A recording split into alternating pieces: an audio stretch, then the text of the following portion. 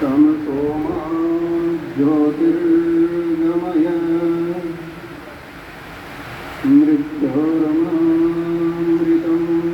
गमय। ओम शांति शांति शांति।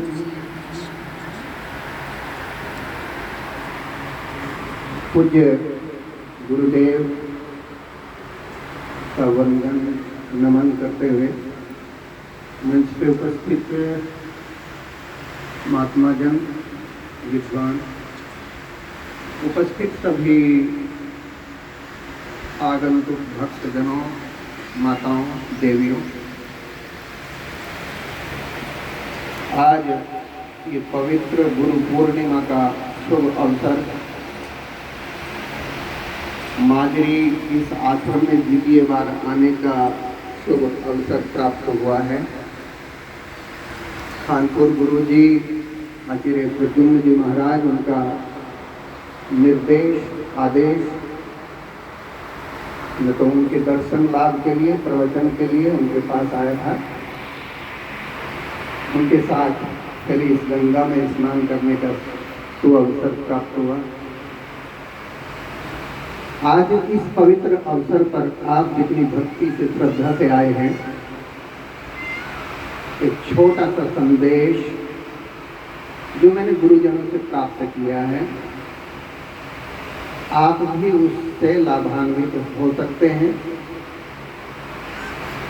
मनुष्य की आयु 100 वर्ष शास्त्रों में कही है।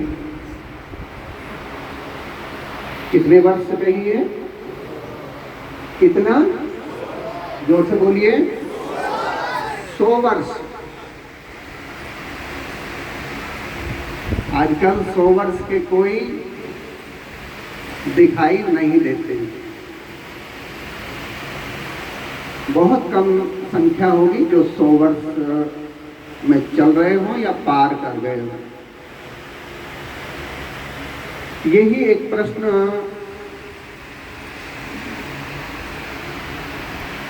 महाभारत में आता है। प्रसंग है कि विदुर महात्मा धृतराष्ट्र को समझा रहे हैं कि तू अन्याय के मार्ग पर चल रहा है, मोह में फंसा हुआ है, और एक समय ऐसा आएगा तुझके सहित तेरे सारे पुत्रगण और तेरे सारे सेनानी भी मारे जाएंगे। मोह में फंसा हुआ, लेकिन फिर भी उसके अंदर कुछ विवेक है, कहीं बुद्धि में कुछ ज्ञान तो है, वो प्रश्न करता है। बस यही हमें समझने की बात है। महात्मा विदुर, यदि भगवान ने ये 100 वर्ष की आयु देकर के हमें भेजा है, फिर हम पहले कैसे मरेंगे?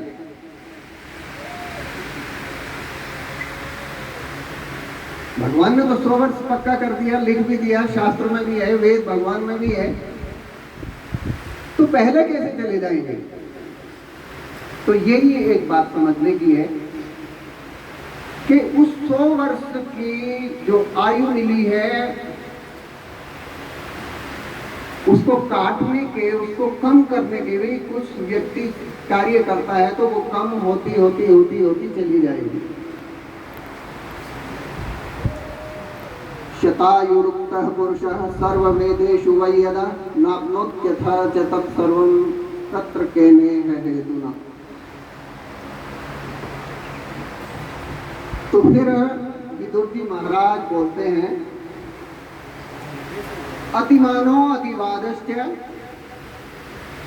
तथा अत्यारो नराधिपः क्रोधश्चात्मविधित्सा च मित्रद्रोहश्च तानि षट्। 6 बातें ध्यान कर लेना जो आयु को कम करती हैं।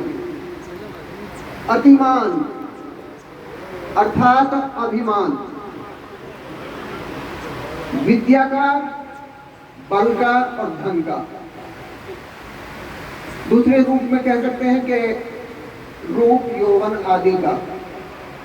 धन का, किसी को विद्या प्राप्त हो जाती है तो बड़ा घमंड हो जाता, मैं इतना जानता हूं।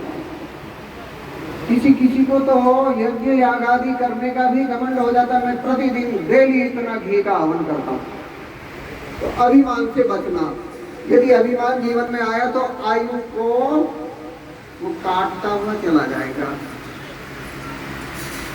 अतिवाद अर्थात असत्य,